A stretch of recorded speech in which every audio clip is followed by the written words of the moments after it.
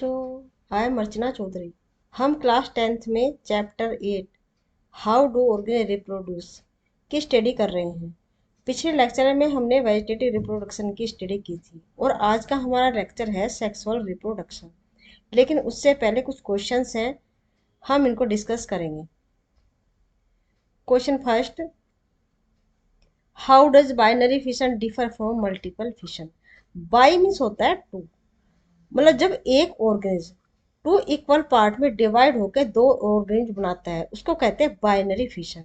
लेकिन multiple fission, multiple मतलब बहुत सारे, जब एक ऑर्गेनिज्म बहुत सारे पार्ट्स में डिवाइड हो जाता है और उसमें न्यूक्लियस भी उसी हिसाब से डिवाइड होके और एक न्यूक्लियस का पार्ट हर हिस्से में चला जाता है, उसे कहते हैं multiple fission. Question 2, how will an organism be benefited if it reproduce through spore.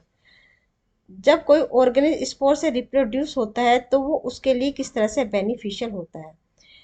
हमने फंगी में पढ़ा था, जैसे ये ब्रेड मोल्ड है, ब्रेड मोल्ड पे राइजोपस, ब्रेड मोल्ड मतलब राइजोपस, ये फंगी होती है।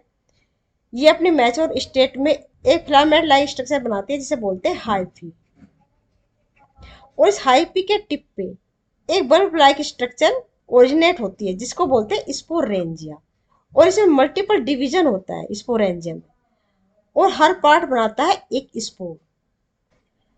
और जो स्पोर है, स्पोर के ऊपर होती है हार्ड कवरिंग, मतलब जो हार्ड कवरिंग है ये इसको एडवर्स कंडीशन से बचाता है।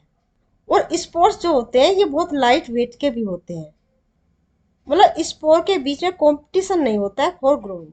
ठीक है, तो इस तरह से ये बेनिफिटेड होता है। Question 3, can you think of reason why more complex organism can not give right to new individual through regeneration. जो कॉम्प्लेक्स ऑर्गेनिज्म होते हैं वो थ्रू रीजनरेशन के रिप्रोड्यूस नहीं कर पाते हैं। इसका कारण, जो कॉम्प्लेक्स ऑर्गेनिज्म होते हैं उनमें डिवीजन ऑफ लेबर मिलता है। डिवीजन ऑफ लेबर मतलब स्पेसिफिक ऑर्गन का स्पेसिफिक काम होता है, वो स्पेशलाइज हो जाते हैं। और जो ऑर्गन रिजनरेट करके रिप्रोड्यूस करते हैं उनमें कुछ स्पेसिफिक सेल भी मिलती हैं जो कि कॉम्प्लेक्स ऑर्गेनिज्म में नहीं मिलती है। इसलिए जो कॉम्प्लेक्स ऑर्गेनिज्म होते हैं वो रिजनरेशन के थ्रू रिप्रोड्यूस नहीं कर पाते हैं।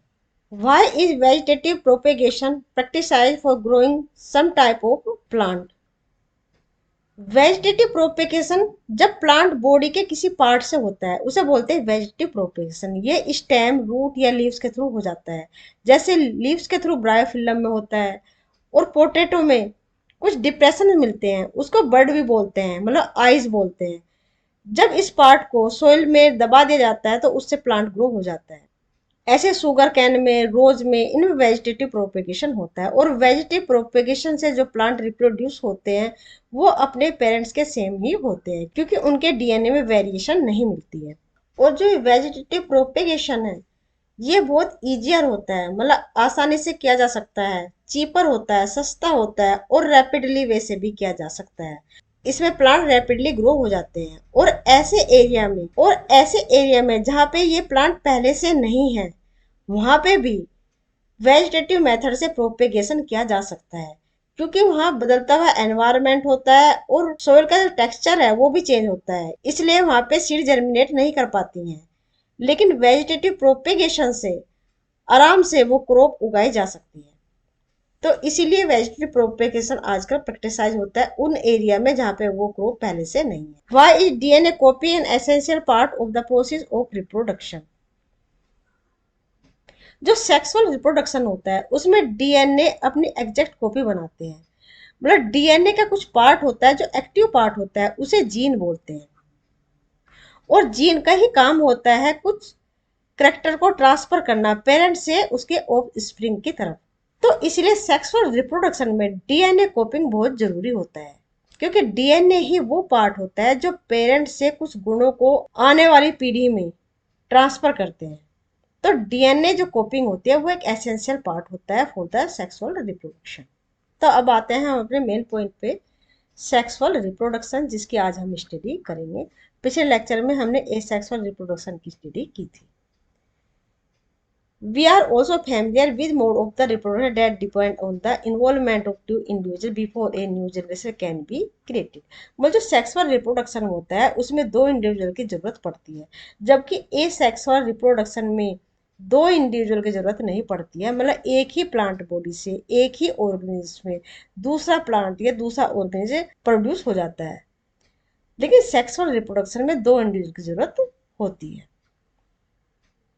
जैसे bulls alone cannot produce new calves, bull से दूसरे नए काव्स बन सकते हैं क्या? Nor can hens alone produce new chicks, और हैंस से इसी तरह से न्यू चिक नहीं बन सकते। In such cases both sexes male and female are needed to produce new generation. मतलब मेल और फीमेल दोनों की जरूरत होती है सेक्सुअल रिप्रोडक्शन में। What is the significance of this sexual mode of reproduction? Mode of reproduction का significance क्या है, इसका महत्व क्या है? मतलब क्यों सेक्सुअल रिप्रोडक्शन को नेचर ने प्रीफर किया है? एक्चुअली जो हमारा एटमॉस्फेयर है उसमें हमेशा ही चेंजेस आते रहते हैं, और जैसे जैसे एटमॉस्फेयर चेंज होते हैं ऐसे ही ऑर्गेनिज्म में थोड़े बहुत चेंज होने चाहिए। क्योंकि वेजिटेटिव रिप्रोडक्शन में हमने देखा कि इनमें कुछ भी चेंज नहीं होता है। मतलब जो ऑफ स्प्रिंग है वो अपने पेरेंट के जैसी ही होती है, क्योंकि उसमें डीएनए कॉपिंग नहीं होती है, एग्जैक्ट कॉपी होती है, इसलिए उसमें वेरिएशन नहीं मिलते हैं। लेकिन चूंकि एटमॉस्फेयर तो हमेशा ही बदल रहा है, उस बदलते हुए एटमॉस्फेयर की तरह ही ऑर्गेनिज्म में कुछ बदलाव आने चाहिए, कुछ चेंजेस आने चाहिए, ताकि वो उस बदलते हुए एनवायरनमेंट में ज्यादा एडेप्ट कर सके। इसीलिए सेक्सुअल रिप्रोडक्शन को नेचर ने ज्यादा ही प्रिपेयर किया है। क्योंकि जो सेक्सुअल रिप्रोडक्शन है उसमें दो इंडिविजुअल इन्वॉल्व होते हैं, एक मेल और फीमेल। मतलब दोनों का डीएनए जब मिलता है तो उसमें कुछ वेरिएशन आ जाते हैं। मतलब ये जो डीएनए है, इस डीएनए के पास जब आता है तो उसमें क्रॉसिंग ओवर हो सकता है। मतलब एक का पार्ट दूसरे के पार्ट से जुड़ सकता है, ट्रांसफर हो सकता है, उससे क्या वेरिएशन आ जाते हैं। ठीक है, जैसे ये एक फीमेल डीएनए है और ये एक मेल डीएनए है, जब इनके बीच में क्रॉसिंग ओवर होता है तो हो सकता है इसका थोड़ा पार्ट, मतलब फीमेल का थोड़ा पार्ट मेल की तरफ आ जाए और मेल का थोड़ा पार्ट इधर आ जाए, मतलब इसमें एक्सचेंज हो जाए। वो कैसे? ये फीमेल है, ये मेल है, और इसमें फीमेल का ये पोर्शन आ गया। ये मेल है और उसमें ये फीमेल का पार्ट आ गया। मतलब ये एग्जैक्ट कॉपी रही क्या? नहीं ना, इनमें दोनों में वेरिएशन हो गया। और there are limitation of the asexual mode of the reproduction which we have been discuss above. Asexual जो मोड है रिप्रोडक्शन का उसकी कुछ लिमिटेशन है, क्योंकि उसमें वेरिएशन कम होती है। मतलब वो बदलते हुए एटमॉस्फेयर में ज्यादा एडेप्ट नहीं कर पाते हैं, उनमें एडेप्टेशन की एबिलिटी कम होती है। ठीक है, सेक्सुअल रिप्रोडक्शन की अपेक्षा ये इसकी लिमिटेशन है। ठीक है, किसकी? एसेक्सुअल रिप्रोडक्शन की। Why the sexual mode of reproduction? The creation of two new cells from one involves copying of the DNA as well as the cellular apparatus। जो सेल होती है ना, ये सेल है, इसके अंदर होता है बीच में न्यूक्लियस, और जो न्यूक्लियस है वो क्रोमोजोम का मिलके बना होता है, और क्रोमोजोम डीएनए से मिलके बना होता है। और सेल एपरेटस में बहुत सारे सेल ऑर्गेनिल्स आ जाते हैं, जैसे माइटोकॉन्ड्रिया है, ठीक है, लाइसोसोम है, राइबोसोम है, ये सब मिलके डीएनए कॉपिंग में हेल्प करते हैं। The DNA coping mechanism, as we have noted, cannot be absolutely accurate, and the resultant error are a source of variation in population of organisms। अभी हमने देखा, थोड़ी देर पहले देखा, जो डीएनए कॉपिंग होती है वो एग्जैक्ट सिमिलर नहीं होती है, क्योंकि जब दो चीज पास पास आती हैं, जब दो डीएनए पास पास आते हैं, एक मेल का और एक फीमेल का, इसमें कुछ क्रॉसिंग ओवर हो जाते हैं। मतलब एक का पार्ट दूसरे के पार्ट से जुड़ जाता है, तो इससे क्या है, डीएनए में वेरिएशन आ जाती है। Every individual organism can not be protected by variation. जब ये वेरिएशन होती है तो सभी जितने इंडिविजुअल बने हैं वो सब इंडिविजुअल इससे प्रोटेक्ट हो, ये जरूर नहीं है। मतलब वेरिएशन हार्मफुल हो सकते हैं, और ये हार्मफुल वेरिएशन की वजह से वो ऑर्गेनिज्म डाई हो सकता है। But in a population variation are useful for ensuring the survival of the species. अभी हमने देखा था कि एटमॉस्फेयर हमेशा ही चेंज होता रहता है, मतलब उसमें वेरिएशन होते रहते हैं, इसलिए डीएनए में वेरिएशन होना भी जरूरी है, ताकि उस बदलते हुए एटमॉस्फेयर में वो अपने आप को ज्यादा से ज्यादा अनुकूल कर सके। ठीक है, लेकिन ये जो वेरिएशन होते हैं वो बहुत ही माइन्यूट क्वांटिटी में होते हैं, बहुत धीरे धीरे वेरिएशन होते हैं, और ये सभी वेरिएशन एक्यूमुलेट होते रहते हैं। मतलब एक पीढ़ी के बाद दूसरी पीढ़ी में जब वेरिएशन आते हैं तो ये एक्यूमुलेट होते रहते हैं, जिससे एक लंबे समय के बाद एक नया ऑर्गेनिज्म ही बन जाता है, जो कि उस बदलते हुए एटमॉस्फेयर में ज्यादा अडेप्ट कर सकता है। It would therefore make sense if organisms come up with reproductive mode that allow more and more variation to be generated. While DNA coping mechanisms are not absolutely accurate, they are precise enough to make the generation of variation a fairly slow process। मतलब ये बहुत ही slow process होता है, और धीरे धीरे जो variation है वो एक्यूमुलेट होते रहते हैं, मतलब इकट्ठे होते रहते हैं। If the DNA copying mechanism were to be less accurate, many of the resultant DNA copy would not be able to work with the cellular apparatus and would die। मतलब जो ये वेरिएशन हुए हैं वो बहुत कम एक्यूरेट हैं, तो जो रिजल्टेंट डीएनए कॉपिंग होते हैं वो वर्क नहीं कर सकते हैं अपने सेलुलर एपरेटस के साथ। सेलुलर एपरेटस मतलब जितने भी सेल ऑर्गेनेल्स हैं वो सब इनको हेल्प करते हैं डीएनए कॉपिंग में। डीएनए कॉपिंग में कैसे हेल्प करते हैं, जो राइबोसोम होते हैं ना वो प्रोटीन सिंथेसिस का काम करते हैं, और प्रोटीन जो है अमीनो एसिड की बनी होती है, और जो अमीनो एसिड है वो अमीनो एसिड बनती है, जो बेसिस प्रेजेंट होते हैं ना इस पे डीएनए पे, उसके 3 बेस से मिलके एक अमीनो एसिड बनती है, जैसे ए सी टी यू या जी। इनके 3 से मिलकर बनती है एक अमीनो एसिड। और जो माइटोकॉन्ड्रिया है वो पावर हाउस है, मतलब उससे एनर्जी लिबरेट होती है, और जो पॉइजन्स बनते हैं ना उससे लाइसोसोम खत्म करता है। इसका मतलब पूरे मैकेनिज्म एक साथ मिलकर काम करती है। और जो कि डीएनए कॉपिंग अगर एक्यूरेट नहीं है तो वो अपने सेलुलर एपरेटस के साथ काम नहीं कर सकती, इसीलिए जो ऑर्गेनिज्म है वो डाई हो जाता है। So how can the process of making variant be speeded up? Each new variation is made in DNA coping that already has variation accumulated from previous generation। मतलब धीरे धीरे जितने भी डीएनए कॉपिंग में जितनी वेरिएशन आई है वो धीरे धीरे जनरेशन टू जनरेशन एक्यूमुलेट होते रहते हैं। Thus two different individual in a population would have quite different pattern of accumulated variation. इस तरह से क्या होता है, जो ऑर्गेनिज्म है वो दूसरे ऑर्गेनिज्म से डिफरेंट हो जाते हैं, क्योंकि उनमें जो वेरिएशन है बहुत सारी वेरिएशन है वो एक्यूमुलेट हो चुकी होती है। Since all of these variation are in living individual, it is assured that they do not have any really bad effect. मतलब ये इंश्योर होना चाहिए कि जो बदल रहा है ना डीएनए, डीएनए में जो वेरिएशन हो रही है उसका इफेक्ट बैड नहीं है। कंबाइनिंग वेरिएशन फ्रॉम टू और मोर इंडिविजुअल वुड दस create new combination of variant. जब दो इंडिविजुअल मिलके एक इंडिविजुअल ऐसा क्रिएट करते हैं जिसे बहुत सारी वेरिएशन होते हैं, तो उससे एक न्यू वेरिएंट डेवलप होता है, न्यू वेरिएंट डेवलप होता है। Each combination would be novel since it would involve two different individual, क्योंकि इसमें दो अलग अलग इंडिविजुअल इन्वॉल्व होते हैं। The sexual mode of reproduction incorporates such a process of combining DNA from two different individuals during reproduction.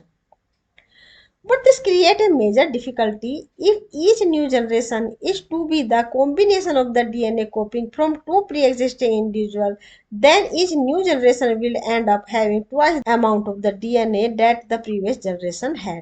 मतलब अगर ये हमेशा डीएनए की कॉपिंग होती रही, मतलब ये डीएनए की कॉपिंग हुई, दूसरे डीएनए की कॉपिंग हुई, ठीक है, तो ट्वाइस हो गए, दूसरी जनरेशन में 4n हो जाएंगे, 2n एंड 2n 4n हो जाएंगे।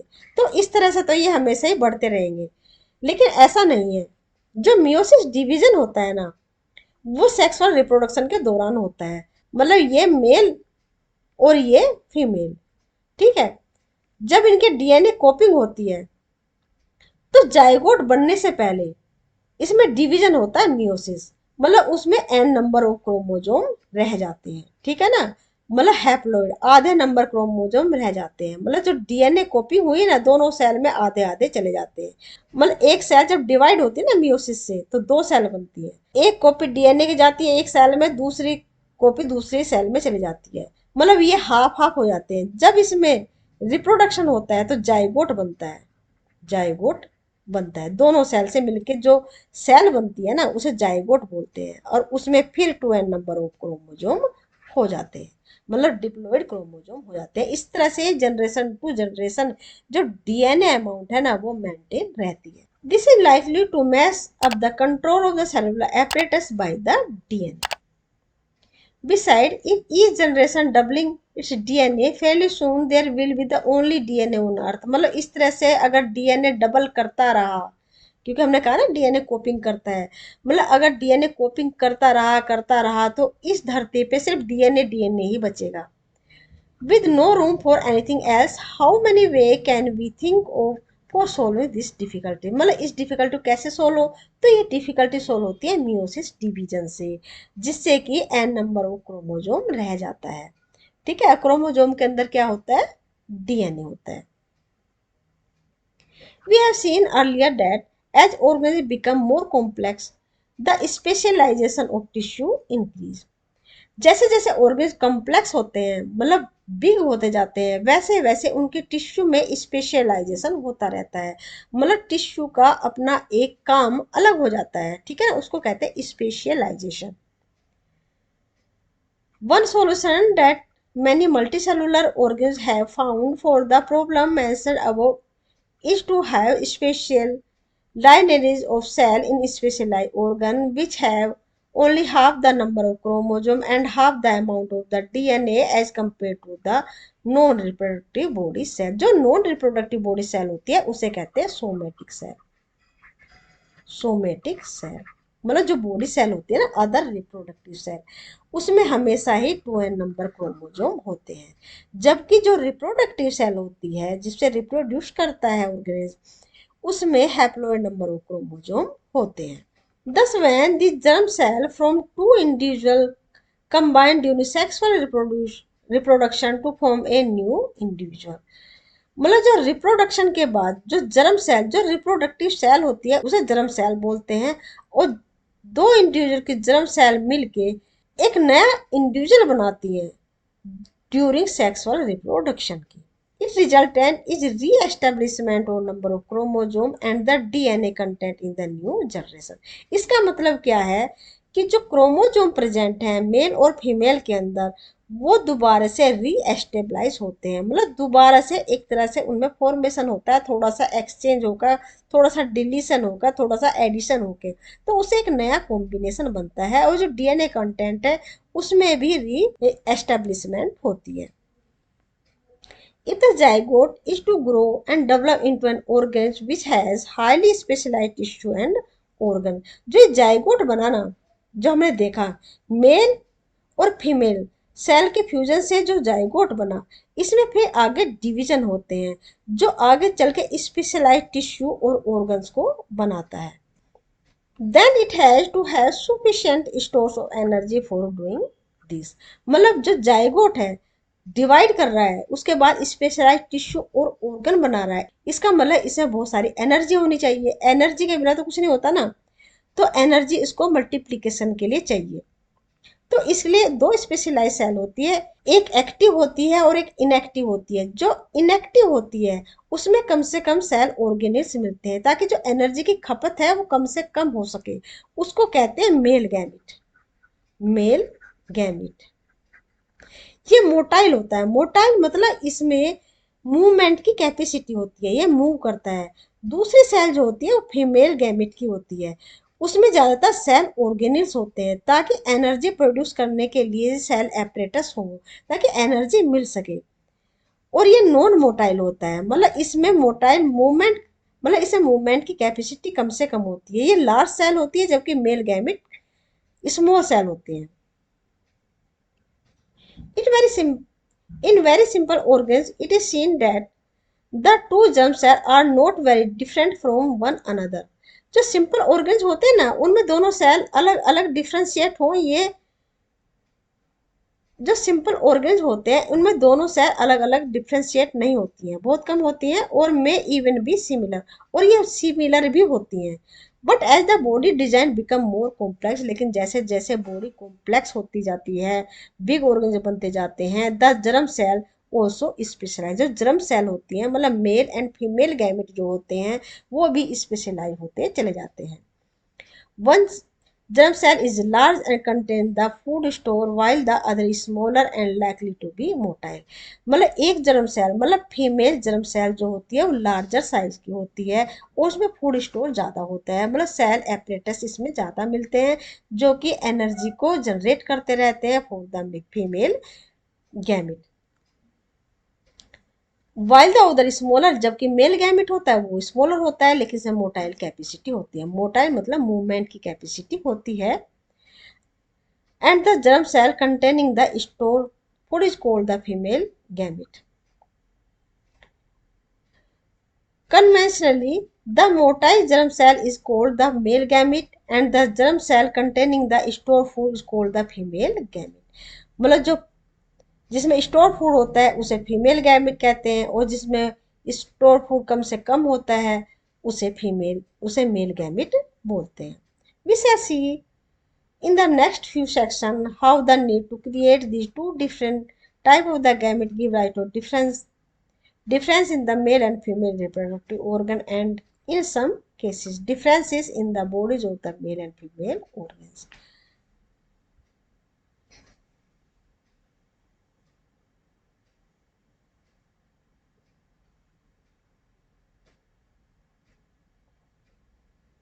मतलब अगले कुछ सेक्शन में हम पढ़ेंगे कि जो अंतर होता है गैमिट से मेल और फीमेल रिप्रोडक्टिव ऑर्गन में।